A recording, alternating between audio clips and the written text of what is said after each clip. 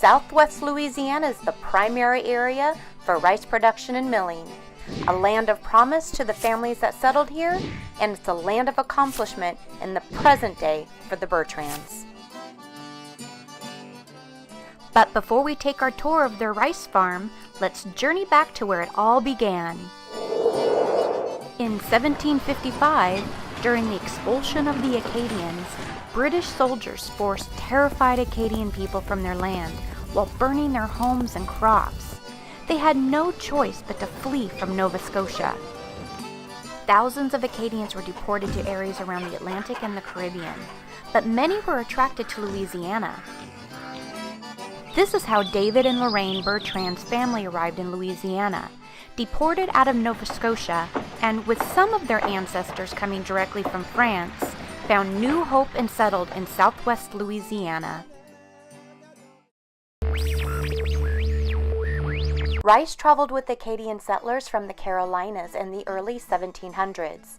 It made its way as a crop into Louisiana during the late 1700s, below Baton Rouge, near Plaquemine. In the 1800s, the railroad was completed between New Orleans and Houston, which opened up all the coastal prairies in southwest Louisiana, including the area where the Bertrands have their farm today. Rice farming was very difficult in those days, very labor-intensive handwork.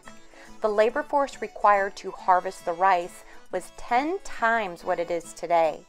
It required a lot of people to put a crop in. It took the whole community. Farmers would harvest their personal dinner table rice by tossing seed into the bayous and shallow ponds. This was called Providence rice. They didn't have irrigation wells, and everything was done by hand. Later, they started realizing they could cultivate acres of rice using water from the bayous and rivers, which then started the process of drilling deep wells. This opened up the area to production and weren't dependent so much on just Providence. They could control the water in their fields. Before there were combines, when they had threshers and binders, the rice would dry in shocks in the field. They would have to gather them up, bring them to a thresher, and sack the rice in 200-pound burlap sacks, and then store the rice in warehouses. When combines were invented during World War II, they no longer had to sack rice and store them in warehouses. Storing rice in silos instead had many advantages for a rice farmer. Warehouses became obsolete and were used more like storage houses for equipment, parts, and motors. After many years, the tradition of rice farming has been passed down generation by generation. The Bertrands have kept that tradition going and has preserved their rice farming heritage.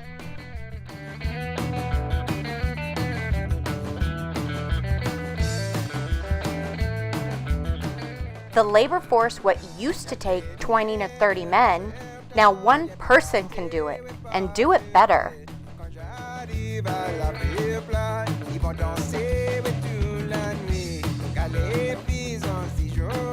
Technology has come as an expense, but the increased production and quality of the rice has offset the added expense of new technology.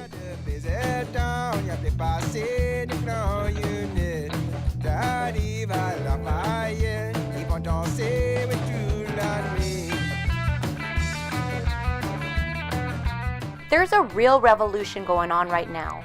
Equipment being built today are GPS satellite controlled with auto steering, harvesting, plowing, planting, spraying, and data collecting.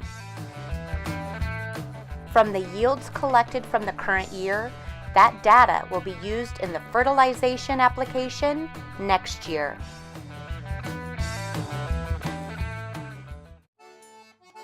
Once the rice has been harvested, a truck transports it to the silos, where segregation occurs according to variety. The storage bin sensors are quick to detect any changes and are linked to a computer that monitors the temperature and moisture level of the rice.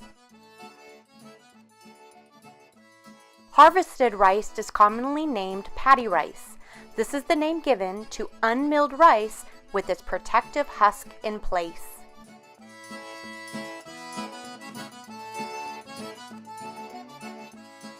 Once the husk is removed in the hulling machine, the rice grain is packed as brown rice. It's known to be the healthiest because it still contains the rice germ and outer bran layers.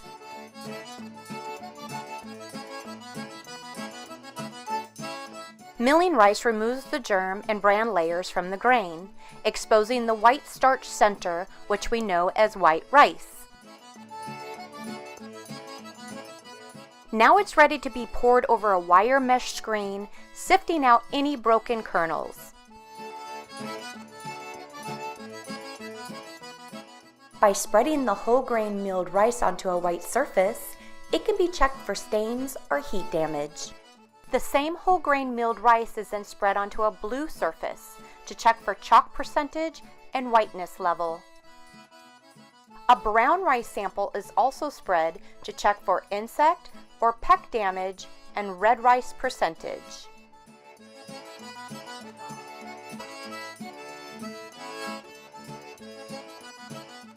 The Bertrands make limited edition, eco-friendly cotton rice gift bags featuring original artwork by David and including the customer's logo. With technology brings quality rice from the Bertrands farm to the table. Rice isn't the only thing the Bertrands have on their rice farm. After reducing the cattle that roam the fields, they replaced them with crawfish in the late 80s and early 90s. Crawfishing has become a very rapidly evolving industry. If there is an upside to Hurricane Katrina, a tragic storm that hit southern Louisiana in late August of 2005, spread many crawfishing eating people everywhere, from Atlanta all the way to Dallas. This has increased the demand for crawfish in a very good way. People don't just eat one or two, they eat a whole lot of crawfish. Combining rice fields with crawfishing has been the best crop rotation in South Louisiana for the moment. Rice is grown in about 2 inches of water. When the crops are about 10 inches tall and really filled out, usually around late May and June, the fields are stocked with crawfish for the following season. The crawfish then begin to dig and burrow underground. After the water has been drained, the rice is harvested in late July and August. Meanwhile, the crawfish are safe underground in their burrows. In mid-October, the rice fields are flooded, and the female crawfish come out of their burrows to release their young. Because their crawfish are rice-fed, feeding off the residue of the crops, makes a huge difference in taste.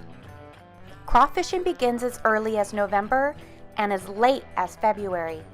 It's a labor-intensive process and continues rain or shine. A crawfishing harvest can continue all the way through late July, and from there, the cycle of rice farming and crawfishing starts all over again.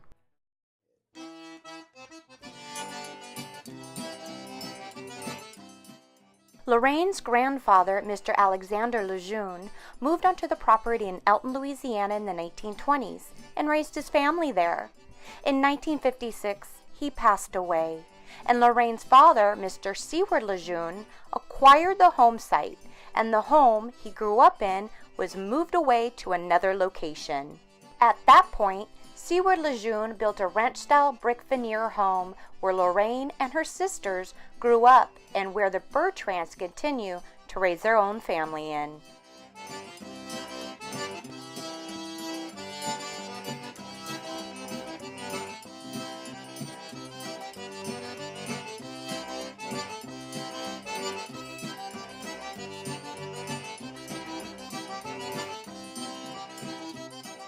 As far as the warehouse, it fell into disrepair after many years of neglect, but the Bertrands saw potential in that old rickety warehouse where they salvaged and repurposed it.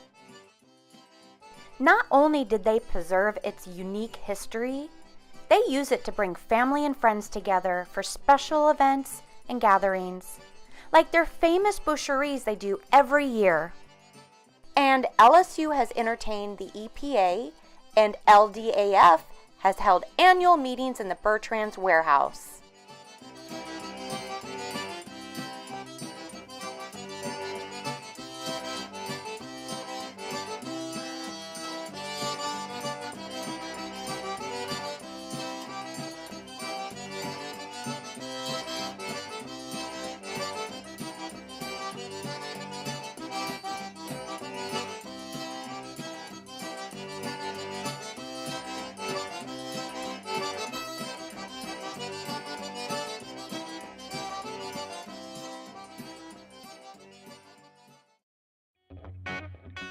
A boucherie is a French term for butchery, the work of slaughtering animals and preparing them as meat. In the early years when times were more difficult and self-serve grocery stores weren't around, boucheries brought communities together. Families would periodically throughout the year butcher a pig and portion it out, making sure everyone had fresh meat throughout the year.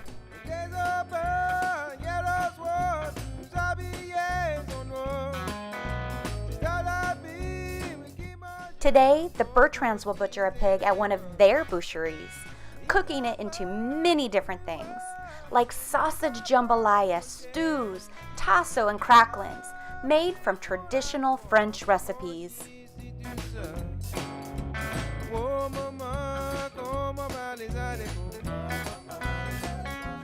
After everything has been cooked, it's all consumed in one big party event.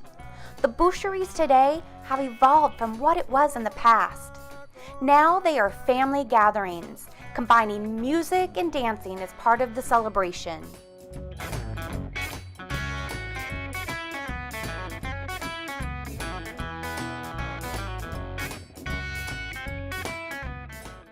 The younger generation are appreciating the traditions that the elders are passing on, hungry to learn the old ways of a boucherie.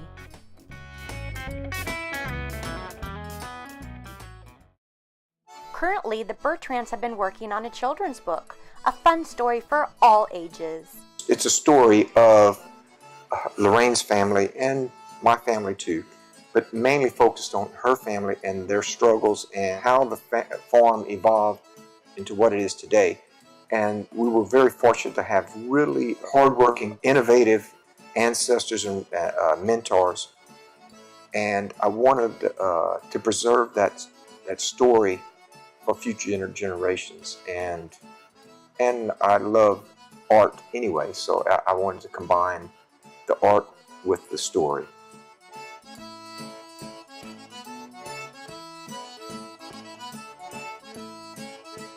I feel like our history and where we came from is so unique, and it's worth preserving. And we want to pass it on to our children. We were raised in this culture. We raised our children in it, and our grandchildren are being raised in other areas, and we want them to know where they came from and what brought us here, and the uniqueness and the good things about it that we enjoyed so much growing up. We want to make sure that we pass that on to them and to future generations. Recently, they have rescued 2 obsolete grain bins, creating a 2-story apartment named Camp David. The apartment has complemented their duck hunting and agriculture tourism and is fully booked for the entire hunting season. They are also very proud to have the warehouse and the bin apartment for the hosting and honoring of the veterans of Operation Military Embrace Project, an annual teal duck hunt.